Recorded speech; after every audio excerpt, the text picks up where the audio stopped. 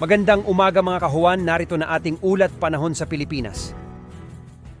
Mula sa Pag-asa Weather Forecasting Center, ito na ating update sa magiging tayan ng panahon sa susunod na 24 oras.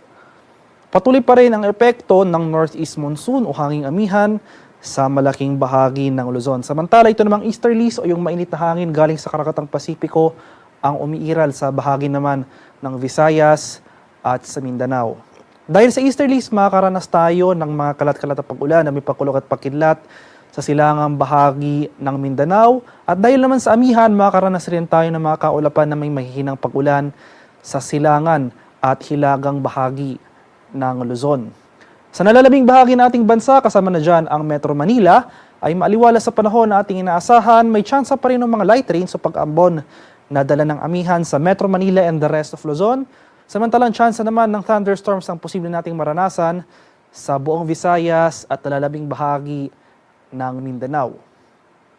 At para naman sa magiging lagay ng ating panahon ngayong araw dito sa Luzon, dahil sa amihan, asahan pa rin natin yung mga tsansa yung mataas sa tsansa ng kaulapan na may mahihinang pag-ulan dito sa areas ng Cagayan Valley, sa mga lalawigan ng Apayao, Kalinga, sa bahagi ng Mountain Province, pati na rin dito sa lalawigan ng Ifugao, Aurora, buong Quezon at sa bahagi ng Camarines Norte. Sa nalalabing bahagi ng Luzon, kabilang na dyan ng Metro Manila, ay fair weather conditions sa ating inaasahan, maaliwala sa panahon, may tsansa pa rin ng mga pag-ambon o light rains na dala ng amihan. At para naman sa bahagi ng Palawan, Visayas at sa Mindanao, dahil naman sa easterlies, makakaranas tayo ng mga kalat-kalat na pag-ulan o yung mga scattered rain showers at thunderstorms sa eastern section ng Mindanao. So particular na dito sa buong rehiyon ng Caraga at sa mga lalawigan ng Davao Oriental, pati na rin dito sa Davao de Oro. Dito sa Palawan, buong Visayas at rest of Mindanao, pagpapatuloy itong generally fair weather conditions, mainit at maalinsangang panahon, especially dito sa areas ng Visayas at Mindanao.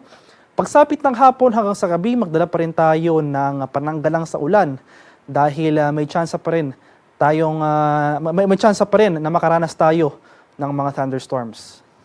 At para naman sa kalagayan ng ating karagatan, sa kasalukuyan, may nakataas pa rin tayong gale warning na dulot ng amihan. Partikular na sa mga dagat-baybay ng Ilocos Norte, Batanes, Cagayan, kabilang na dyan ang Babuyan Islands at sa mga seaboards ng Isabela. Kaya sa ating mga kababayang mangingisda at may mga maliliit na sasakyang pandagat sa mga nabanggit na baybayin, kung maaari ay huwag po muna tayong pumalaot dahil posible tayong makakaranas ng maalon hanggang sa napakaalong karagatan sa mga nabanggit na lugar. Ang haring araw dito sa Kamaynilaan ay sisikat mamayang 6 a.m. ng umaga at lulubog naman mamaya sa katapos na 6:07 ng hapon.